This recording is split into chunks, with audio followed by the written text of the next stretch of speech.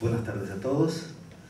Me ven tal vez vestido de forma distinta a como me veían en las clases, pero soy el mismo y les diré por última vez que es para mí un placer y un honor presentarles a mi admirado y querido decano de la Escuela de Periodismo de la Universidad de Columbia.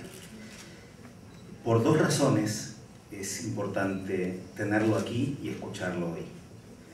Primero, por supuesto, en el año 2003, después de un largo proceso de selección dirigido por el presidente de la Universidad de Columbia, se eligió al muy prestigioso periodista académico y opinador y participante en el debate político y mediático de Estados Unidos, Nicholas Lemann, para dirigir este momento trascendental en la Universidad de Columbia. Su camino hacia la globalización, en donde la alianza con cosas como lo que hacemos aquí es importante, y hacia algo en donde también estamos intentando seguirles el camino, que es la transformación de escuelas de periodismo en escuelas multimedia. Pero Nicholas Lemann es mucho más que eso. Ha sido y sigue siendo un reportero, un columnista, un analista importante en el discurso de Estados Unidos. Nació en Nueva Orleans, ha trabajado en medios como el Washington Post, el Atlantic Monthly, el New Yorker, donde sigue siendo un periodista de planta, y allí desgrana regularmente sus columnas, sus reportajes, sus debates sobre los temas fundamentales del periodismo de allí. Esta mañana empezó el día con los alumnos de este año que están por allí atrás, hablando de la política y la relación de la política con el periodismo en su fascinante y curioso país. Hoy la idea esta tarde es que hable más de cómo está y a dónde va el periodismo. Por eso, nuevamente es una alegría, un placer darle la palabra al decano, al maestro Nicholas Lemann.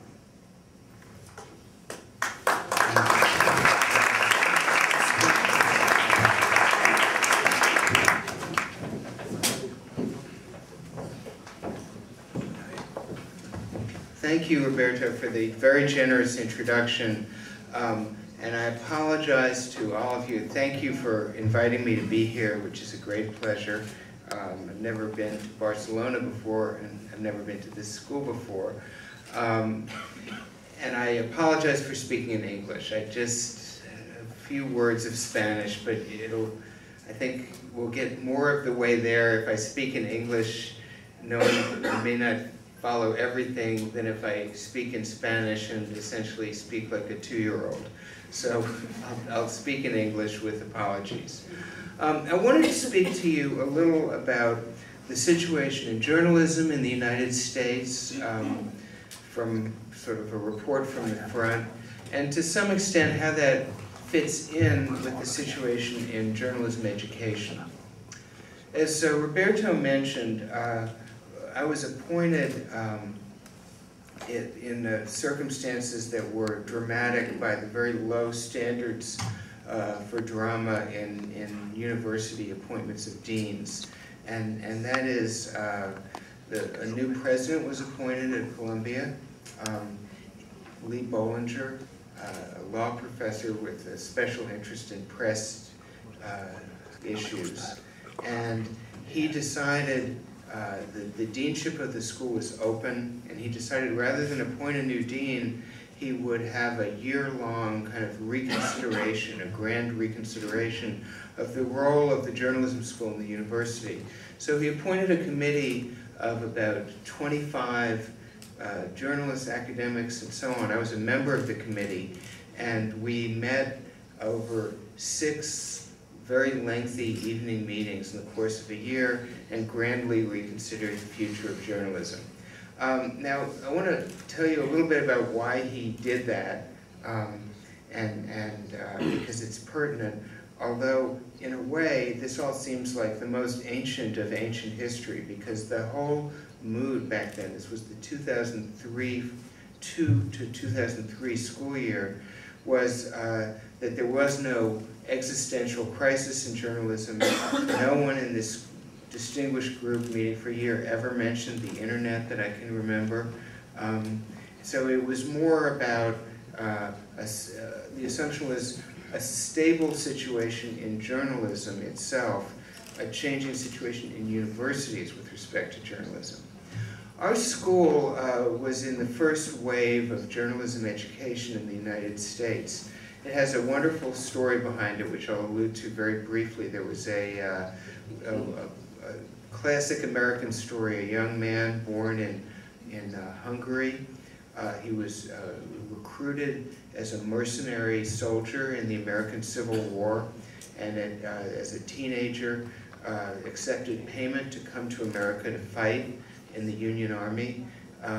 From that very humble beginning, he went on to become a rich and powerful publisher, first in Missouri and then in New York. His name is Joseph Pulitzer, and at the time that he first became very, very rich and successful by virtue of being really the person who invented the commercially successful newspaper in the United States in the late 19th century, he came to Columbia and said, I would like to give you money to create a school of journalism. And Columbia said, no, we don't want to. And the reason is that at that time, the ideal of the research university was taking over all over the world. And there was a skepticism about journalism education at universities, at all universities, on the grounds that journalism is a trade, it's not a profession. It involves a set of skills, but not a set of learnings and kind of higher order thought processes. So it really didn't belong in a university.